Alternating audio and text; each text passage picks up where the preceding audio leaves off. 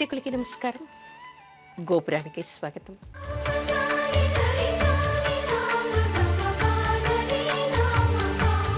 ఈ రోజు గోపురంలో సాంప్రదాయాలు చెప్పుకునే ముందుగా అర్చనలో మహాగణపతిని స్మరించుకుందాం.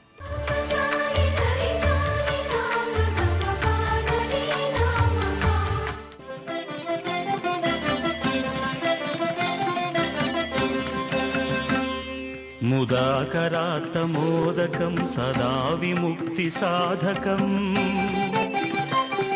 కళాధరావతంసకం విలాసిలోకరంజకం అనాయకైకనాయకం వినాశితే భదైత్యకం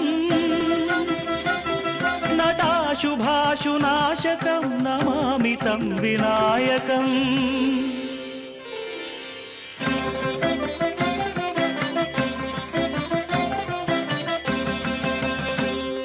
నతేతరాతిభీకరం నవోదితార్కభాస్వరం నమత్సురారి నిర్జరం నదాధికాపదుద్ధరం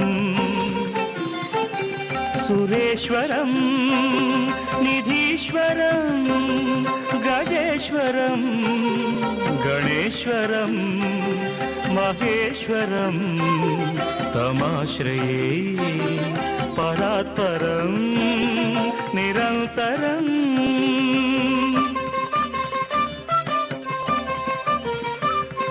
సమస్తలోకశంకరం నిరస్తదైత్యకుంజరం దరేతరోదరం వరం వరే భవక్రమక్షరం కృపాకరం క్షమాకరం ముదాకరం యశస్కరం మనస్కరం నమస్కృతాం నమస్కరోమి భాస్వరం.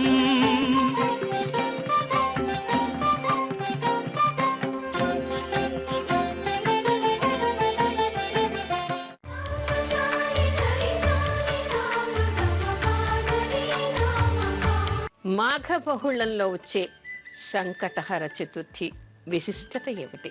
ప్రతి నెల కూడా మనకి బహుళంలో అంటే పౌర్ణిమ తర్వాత వచ్చేటువంటి చవితి రోజు గణపతికి పూజ చేస్తాం. ఆ చవితిని సంకష్టహర చతుర్థి అని అంటారు.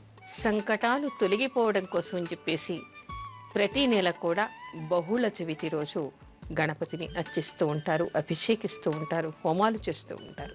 అయితే దీనికి ఈ మాఘ బహుళంలో వచ్చేదానికి ఉండేటువంటి విశిష్టత ఏమిటి? మామూలుగా ఏమిటంటే మనకి అందరికీ తెలిసింది భాద్రపద మాసంలో వచ్చేటువంటి శుద్ధ చవితి రోజు గణపతికి వినాయక చవితి అని అందరం పూజ చేస్తాం. ఎందుకు అంటే ఆ రోజు ఆయన అవతరించాడు అనేటువంటి విషయం, అందుకని చెప్పేసి ఆయనకి పూజ చేస్తూ ఉంటాం. భాద్రపద చవితి రోజు ఎలాంటి విశిష్టత ఉందో మాఘ బహుళ చవితికి కూడా, మాఘ బహుళంలోనే కాదు మాఘ శుద్ధ చవితికి మాఘ బహుళ చవితికి కూడా అంతే విశిష్టత ఉంది. అంటే సాధారణంగా చవితి రోజు గణపతికి పూజ చేసేటువంటి విధానం వేరుగా ఉంటుంది. శుద్ధ చవితి రోజైతే ఉదయం పూట పూజ చేయటం, హోమాదికాలు చేయటం లాంటివి, అర్చనలు అభిషేకాలు చేస్తూ ఉంటారు. కానీ పౌర్ణిమ తర్వాత కృష్ణపక్షంలో బహుళంలో వచ్చేటువంటి చవితికి మాత్రం చంద్రోదయం అయిన తర్వాత మాత్రమే పూజ చేయటం విశేషమైనటువంటిది. దాని పద్ధతి కూడా ఖచ్చితంగా సాయంత్రం పూటే పూజ చేయాలి. అంటే పొద్దుటి నుంచి ఉపవసించి సాయంత్రం చంద్రోదయం అయిన తర్వాత గణపతికి అభిషేకం చేసి అర్చన చేసి చంద్రుడికి, రోహిణీ నక్షత్రానికి, చతుర్థి తిథికి కూడా అర్ఘ్యం ఇచ్చేటువంటి పద్ధతి కూడా ఇందులో కనిపిస్తోంది. భాద్రపద శుద్ధ చవితి రోజు పూజ చేయటం వలన గణపతి అనుగ్రహం ఎలా కలుగుతుందో, గణపతి పూజకి ఎలా విశిష్టమైందో, అదేవిధంగా మాఘ శుద్ధ చవితికి మాఘ బహుళ చవితికి కూడా అంతే విశిష్టత ఉందని చెప్పేసి మనకి పురాణాలు చెప్తూ ఉన్నాయి. అయితే ఆ రోజు పూజ ఏ విధంగా చేయాలి, ఆ పూజ చేయటం వలన ఎలాంటి ఫలితాలు వస్తాయి, ఏ రూపంలో గణపతిని ఆ రోజు తలుచుకోవాలి, ఏమేమి నైవేద్యం పెట్టాలి అనేటువంటి విషయాలు కూడా మనకి శివమహాపురాణంలో కనిపిస్తూ ఉన్నాయి, గణపతి పురాణంలో కూడా కనిపిస్తూ ఉన్నాయి. మాఘ బహుళ చవితి అంటే మామూలుగా ఎవరైనా సంకష్టహర చతుర్థి వ్రతాన్ని ప్రారంభం చేయాలి అంటే శ్రావణ బహుళ చవితి రోజు కానీ మాఘ బహుళ చవితి రోజు కానీ ప్రారంభం చేయాలి. మాఘబహుళ చవితి రోజు చేస్తే చాలా విశిష్టమట. గణపతి అనుగ్రహానికి తప్పకుండా పాత్రలు అవుతారట. తప్పనిసరిగా వాళ్ళకు ఉండేటువంటి ఆటంకాలన్నీ తొలగిపోతాయట. వాళ్ళకు ఉండేటువంటి విఘ్నాలన్నీ తొలగిపోతాయని చెప్పేసి మనకి పురాణాల్లో కనిపిస్తోంది. అయితే ఈ మాఘ బహుళ చవితి రోజు ఏ విధంగా పూజ చేయాలి? ముఖ్యంగా ఇంకో విషయం తెలుసుకోవాలి. ఎవరెవరు కాశీక్షేత్రంలో కానీ కాశీక్షేత్రానికి దగ్గరగా ఉన్నారో వాళ్ళంతా కూడా కాశీక్షేత్రంలోని డుండి వినాయకుణ్ణి తప్పనిసరిగా మాఘ బహుళ చవితి రోజు దర్శించాలిట. ఆయనకి అర్చనలు అభిషేకాలు చేసుకోవాలిట. అసలు కాశీక్షేత్రంలో ఉండి డుండి వినాయకుడిని మాఘ బహుళ చవితి రోజు శుద్ధ చవితి రోజు దర్శించకపోతే కూడా తప్పుగా చెప్తారు. అందుకని తప్పనిసరిగా కాశీక్షేత్రంలో ఉండేవాళ్ళు, ఆ చుట్టుపక్కల పరిసరాల్లో ఉండేవాళ్ళు ఈ మాఘశుద్ధ చవితి రోజు మాఘ బహుళ చవితి రోజు కూడా తప్పనిసరిగా కాశీక్షేత్రంలో ఉండేటువంటి డుండి వినాయకుడిని దర్శించాలి. ఇకపోతే అక్కడ లేనటువంటి వాళ్ళు కూడా డుండి వినాయకుడిని తలుచుకొని స్మరించుకుని పూజ చేసుకోవటం వలన లేదా గణపతి ఏ రూపాన్నైనా ఈ మాఘ బహుళ చవితి రోజు పూజించడం వలన విశిష్టమైనటువంటి ఫలితం లభిస్తుందిట.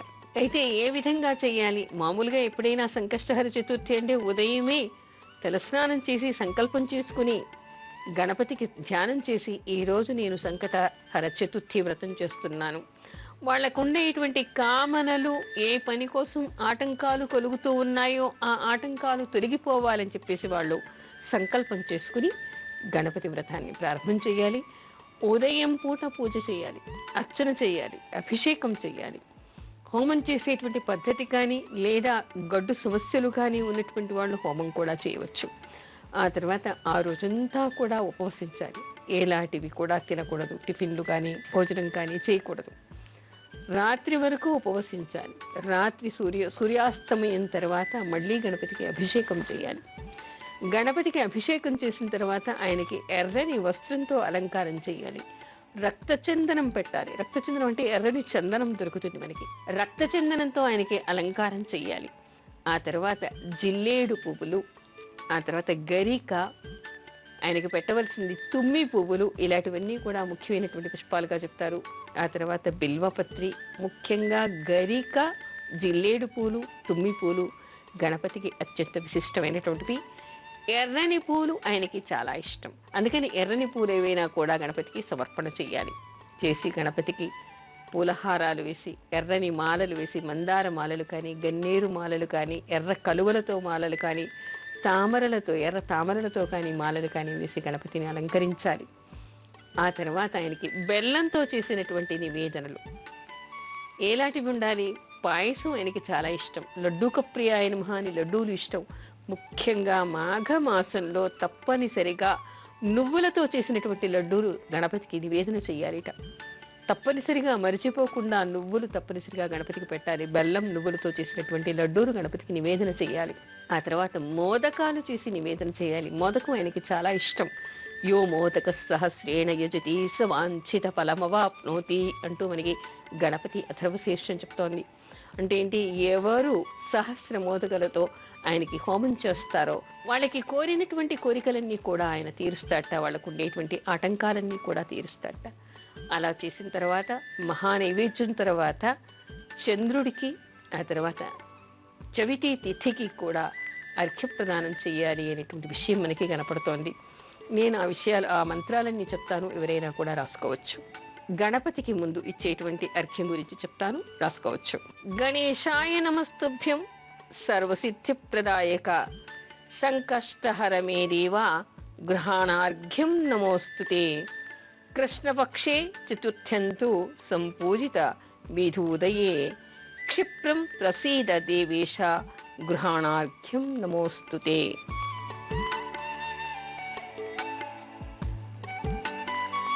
ఆ తర్వాత చతుర్థి తిథికి కూడా అర్ఘ్యం ఇచ్చేటువంటి పద్ధతి ఉంది.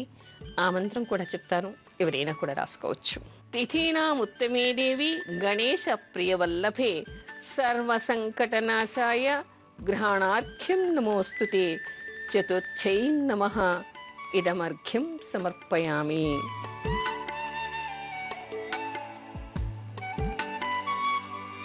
ఈ విధంగా చతుర్థి తిథికి గణపతికి కూడా అర్ఘ్యం ఇవ్వాలి. ఆ తర్వాత చంద్రుడికి కూడా అర్ఘ్యం ఇవ్వాలి. చంద్రుడికి ఒక రాగి పాత్రలో నీళ్లు, ఆ తర్వాత పెరుగు, తెల్లని పువ్వులు, అక్షతలు సమర్పించి నమస్కరించుకోవాలి. చంద్రుడికి కూడా అర్ఘ్యం ఇవ్వాలి.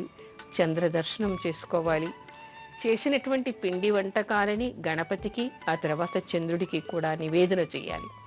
ఆ తర్వాత బ్రాహ్మణులకి భోజనం పెట్టి లేదా పేదవారికి భోజనం పెట్టి ఆ తర్వాత గృహస్థు అసలు నిజానికి ఈ చవితి తిథికి ఉండేటువంటి నియమం ఏమిటంటే ఆ రోజు రాత్రి భోజనం చేయకుండా తెల్లవార్లు కూడా జాగరణ చేసి మరో రోజు మళ్ళీ పునఃపూజ చేసిన తర్వాతనే భోజనం చేయాలి.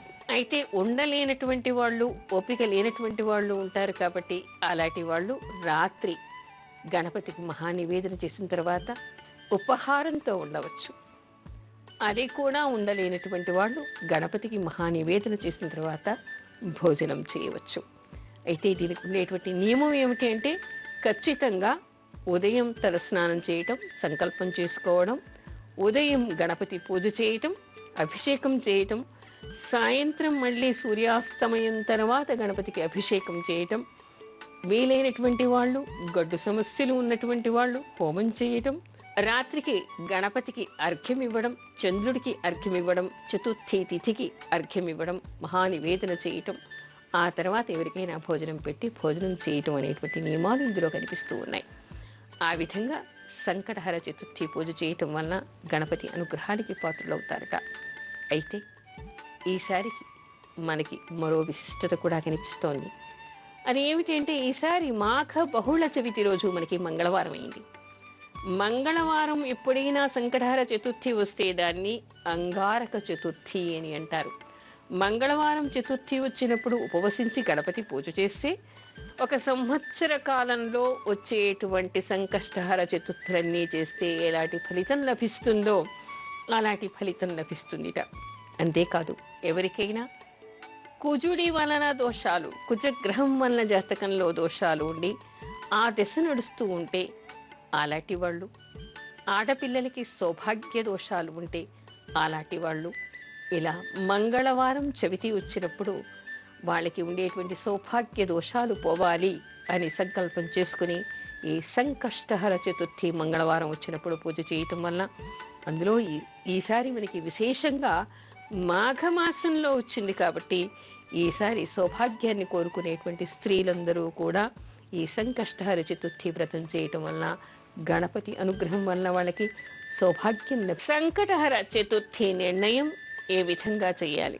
చాలా పండగల్లో, చాలా తిథుల్లో, జల బాహుళ్యంలో చాలా సందేహాలు ఉన్నాయి. ఒకరు ఈ రోజు చేయాలంటే మరొకరు మరొక రోజు చెయ్యాలి అంటూ ఉంటారు. చాలామంది ఈవేళ కొంతమంది చేస్తే మరో రోజు మరి కొంతమంది చేస్తూ ఉంటారు. నాదే కరెక్ట్ అని కొంతమంది అంటే కాదు, మేం చెప్పిందే కరెక్ట్ అని మరికొంతమంది వాపోతూ ఉంటారు.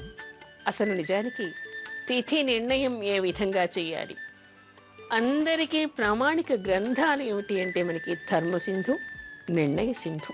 అయితే ధర్మసింధులో చెప్తున్నటువంటి విషయం ఏమిటంటే చతుర్థి తిథి నిర్ణయం ఏ విధంగా చేయాలి, సంకటహర చతుర్థికి ఏ విధంగా చేయాలి. ఎప్పుడైనా సరే శుద్ధంలో చేసేటువంటి చవితి పూజకి, గణపతి పూజకి ఉదయం ప్రాతకాలంలో సూర్యోదయం తర్వాత చవితి తిథి ఉండాలి. అలా అని సంకటహర చతుర్థికి ఉదయం తిథి ఉంటే సరిపోదు. ఖచ్చితంగా చంద్రోదయానికి చవితి తిథి ఉండాలి. అంటే చంద్రోదయం మనకి మామూలుగా ఎప్పుడవుతుంది? పౌర్ణిమ రోజైతే సాయంత్రం సూర్యాస్తమయం కాగానే చంద్రుడు కనపడుతూ ఉంటాడు.